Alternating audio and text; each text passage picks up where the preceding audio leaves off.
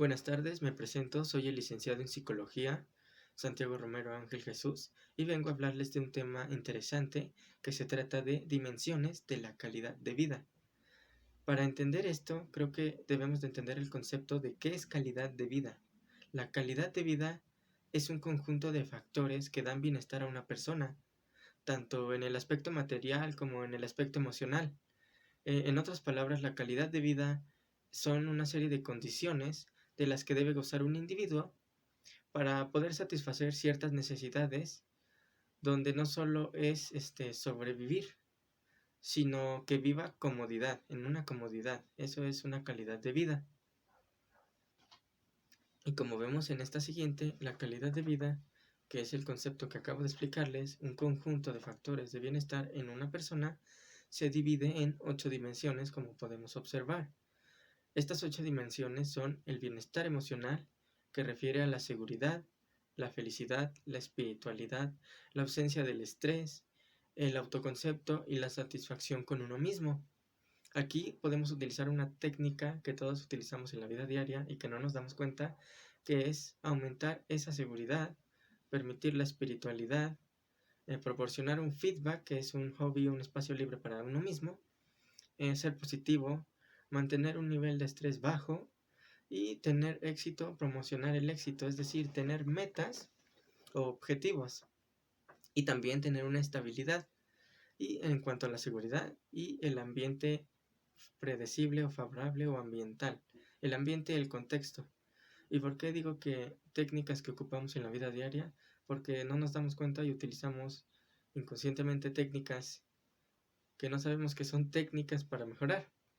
Ahora entra el segundo concepto de relación interpersonal, que es la intimidad, el afecto, la familia, las interacciones y también las amistades y los apoyos. Aquí podemos permitir la intimidad, permitir el afecto, permitir el apoyo en la familia, fomentar interacciones dentro, promover amistades y proporcionar apoyos. El tercer concepto, que es bienestar material, entran los derechos, la economía, la seguridad, los alimentos, el empleo, las pertenencias socioeconómicas. Aquí podemos permitir una propiedad, es decir, un coche, un auto, una casa, eh, varias cosas como materiales prácticamente que ocupamos. También tener y defender nuestra seguridad financiera, tener unos ahorros, tener ambiente seguro y tener un empleo y un apoyo para fomentar esas posesiones materiales. El siguiente concepto es desarrollo personal, donde fomenta habilidades, la realización personal, la competencia personal, la capacidad resolutiva, donde podemos proporcionar educación y rehabilitación. Rehabilitación me refiero a enseñar habilidades funcionales, proporcionar actividades profesionales y no profesionales. También fomentar un desarrollo de habilidades donde entren actividades útiles y podamos utilizar la tecnología y todo lo que entra en el ambiente o el contexto externo. El siguiente concepto es un bienestar físico. Aquí tenemos indicadores que son como la salud, la movilidad, la nutrición, la movilidad, el ocio, las actividades en la vida diaria. Aquí asegurando, claro, el cuidado de la salud como aseo personal, cuidado de alimentación, oportunidades para tiempo libre, dedicarse a uno mismo y promover la nutrición adecuada, que es en la alimentación. En el siguiente concepto entra la autodeterminación, que entra autonomía, elecciones, decisiones, control personal, autorregulación y valores o metas personales, donde podemos favorecer elecciones. Todos tenemos esa libertad de elegir en nuestro control personal y favorecer y tomar decisiones que ayudan a crecer el desarrollo personal y las metas. Esta autodeterminación es que tenemos esa libertad de elección para crecer en las metas o objetivos personales. En el siguiente concepto entra la inclusión social, donde entra la aceptación, el estatus, el apoyo, el ambiente laboral, la integración, la participación en la comunidad y los roles o actividades de voluntariado dentro de este entorno. O sea, esta inclusión social entra en muchas cosas donde podemos conectar redes de apoyo para promover estilos de vida saludables o una buena calidad de vida y así irlos normalizándolos e integrándolos esta buena calidad de vida. Una integración y una participación donde se promueva esta calidad de vida. El siguiente concepto es el de derechos. Aquí se refiere a privacidad de voto, privacidad de documentos legales, privacidad de muchas cosas del sujeto.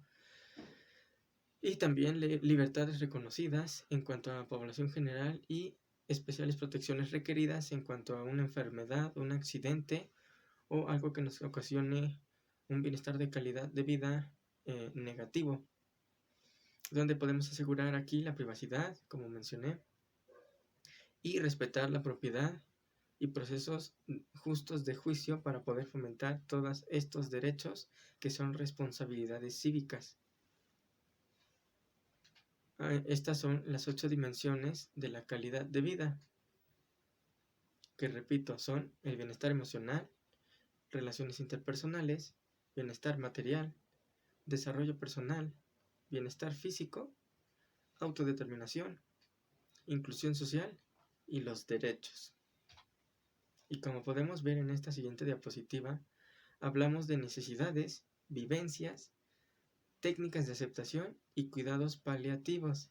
Aquí la calidad de vida entra cuando el sujeto ya entra a una enfermedad terminal o a una enfermedad que no tiene cura, donde podemos manejar estas necesidades que son dimensiones de calidad de vida también, pero son dimensiones diferentes en cuanto a necesidades del paciente, donde podemos ayudar a crear creencias propias del sujeto, como un proceso para su aceptación natural de la muerte por la enfermedad terminal que tenga o la enfermedad sin cura.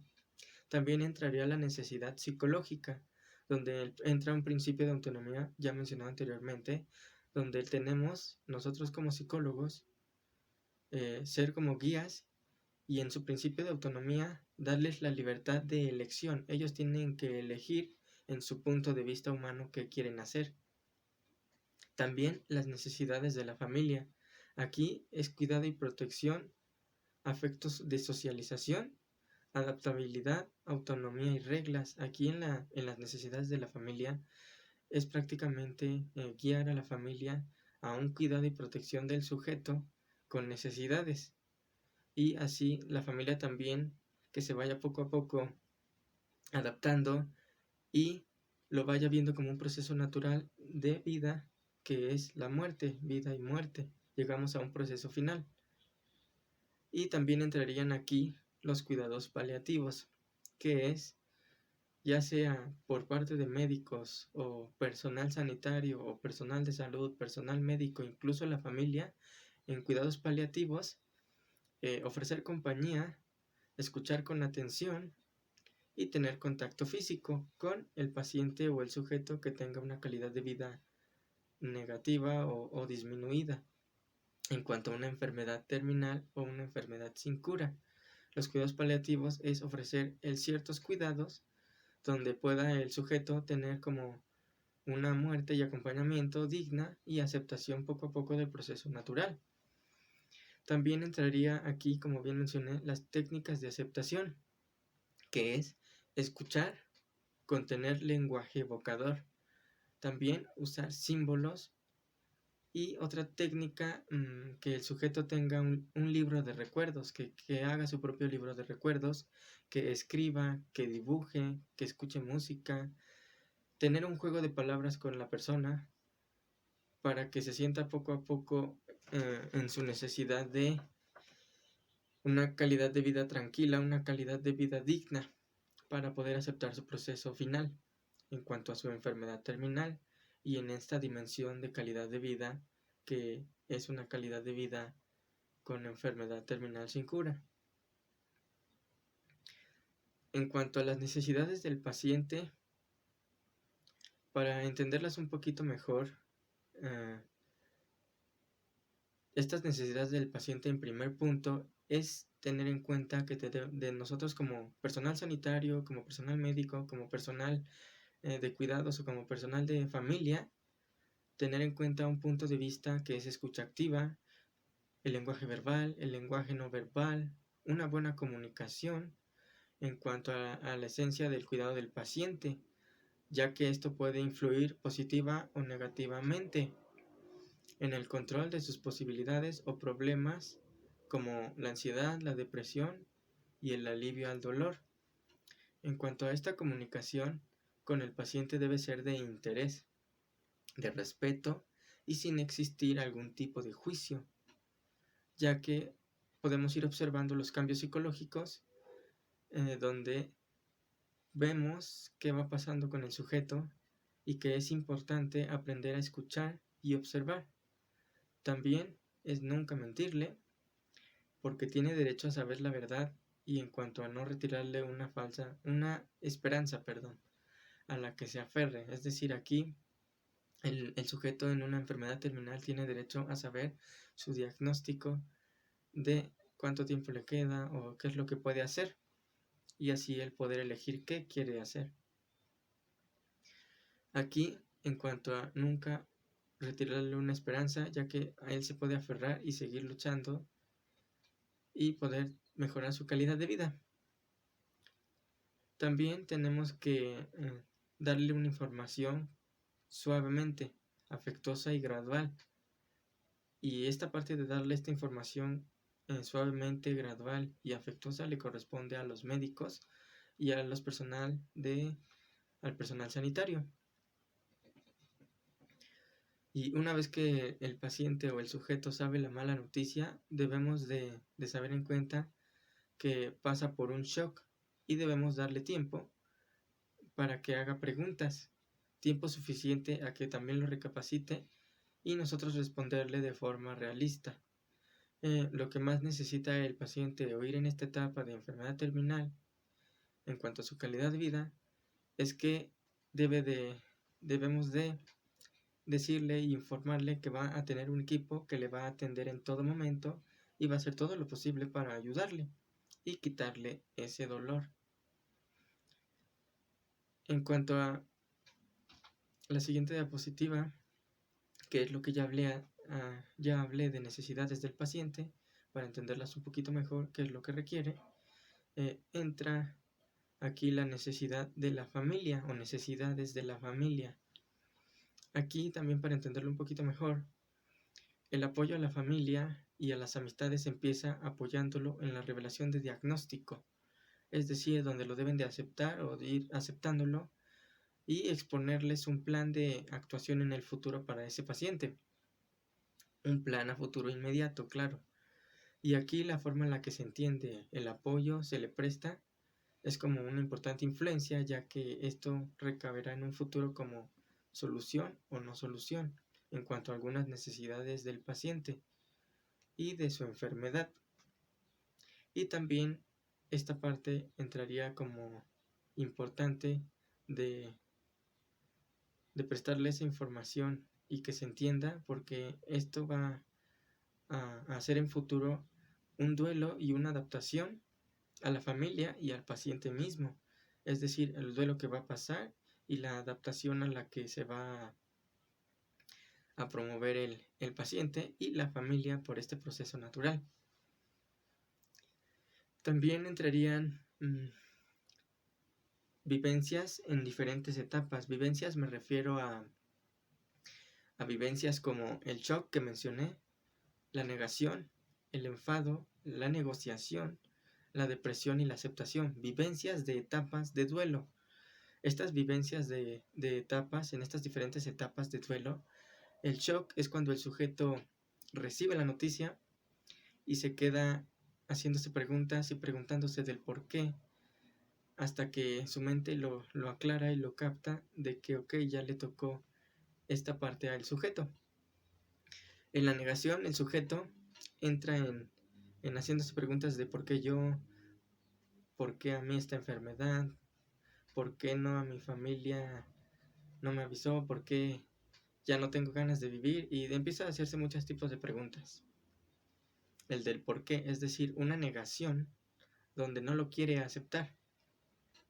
Y pasaría a la etapa siguiente, que es el enfado, donde el paciente está enfadado con la vida, con el aspecto de su enfermedad, de por qué a él le tocó, enfadado con todo, ya que es una forma de desahogarse y de no suprimir esas emociones, ya que le pueden hacer daño y se pueden convertir en psicopatológicas o psicosomáticas. También entraría el sujeto en depresión en estas etapas, ya que pues la noticia, el shock y la negación harían que entren en depresión porque empieza a ser un poquito negativo, ya no tiene ganas de tener esa calidad de vida que hablábamos al principio, es decir, buena alimentación, buen aspecto personal, buenos cuidados para él mismo. Ya no tiene estas ganas y entra la depresión. Y por último, en estas etapas, el paciente entraría en aceptación, aceptando todo lo que es de su enfermedad terminal y de su calidad de vida o de su etapa que le toca vivir, luchar para seguir o para tener un final aceptable, digno y en paz con él mismo y con su familia. También, como vemos, entra la asimilación y técnicas de aceptación. Asimilación porque las personas ingresan nuevos elementos a sus esquemas mentales ya preexistentes y explican o van creciendo un crecimiento y cambio en cuanto a ya haber aceptado esta enfermedad o esta calidad de vida, es decir, una asimilación, como bien dice la palabra, lo asimila y lo trata de llevar de la mejor manera.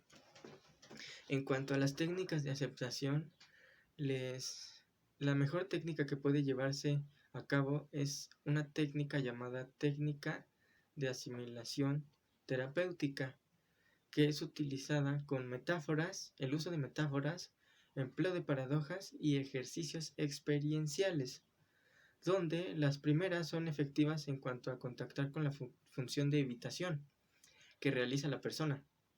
Además, son fáciles de recordar. Con respecto a las paradojas, se resalta la contradicción de aplicar construcciones verbales a fenómenos no controlables, es decir, proporcionar resultados paradójicos en cuanto a esta asimilación o aceptación, como se pueda ver. Un ejemplo sería no sentir miedo a hablar en público. Aquí el resultado que consigue es el contrario, ya que paradójicamente aumenta dicho miedo. Aquí los ejercicios experienciales tratan de contactar con el yo, en el contexto donde se dan muestras de acciones y pensamientos mientras los acontecimientos se suceden en una parte de nosotros. También aquí en el tiempo, que es más que lo que siente en un momento determinado, se conecta con esta parte y se expone al cliente los eventos privados desde esa posición. Es decir, como menciona el ejemplo, no sentir miedo a hablar en público es como cierta contradicción que hace que ya no pase el miedo, ya no tenga ese miedo. Es decir, dándole ese miedo a hablar, saltándolo o soltándolo al público, ya no va a tener ese miedo. Aquí la experiencia es más afectiva en cuanto a la argumentación o discusión para mostrar los defectos y problemas en su lenguaje. Y también entran ciertos elementos en esta terapia de asimilación de psicológico, ya que entraría la difusión cognitiva, donde entran pensamientos, imágenes, recuerdos y otro tipo de cogniciones donde no son reglas que hay que obedecer, sino que forman parte de nosotros y podemos cambiarlas hacia nuestro propio beneficio, es decir, una calidad de vida saludable, buena, sin bajo nivel de estrés o sin estar siendo negativamente. También entraría aquí la aceptación en estos elementos, que es mostrarle al paciente en esta terapia de aceptación intentos de control del malestar. Es decir, no lo han llevado más que a aumentar su sufrimiento, darle a entender que aumenta su sufrimiento y que le mostremos esto como manera de intervención, como les venía mencionando anteriormente. Entre más le pongas algo al sujeto, más se le va a ir quitando. Este sería como una técnica. También ponerse en contacto con el presente y observar que los pensamientos y emociones son aspectos periféricos de nosotros mismos y que vienen y van, pero no son la esencia de lo que somos. También un tratamiento orientado a los valores, que es clarificar lo más importante, de qué queremos ser, qué es lo significativo para nosotros, o ellos, que son los pacientes, claro, y lo que queremos representar en esta vida, que el paciente entienda eso, una calidad de vida positiva y un compromiso con sus propios valores como punto final, que es establecer metas guiadas por esos valores e involucrarse con acciones afectivas para alcanzarlas. Esto entraría en las dimensiones de calidad de vida y esto último que es asimilación y la técnica de terapia de aceptación como intervención. Entonces, como vieron esto, gracias por ver el video y comenten si les gustó o no y dejen su like.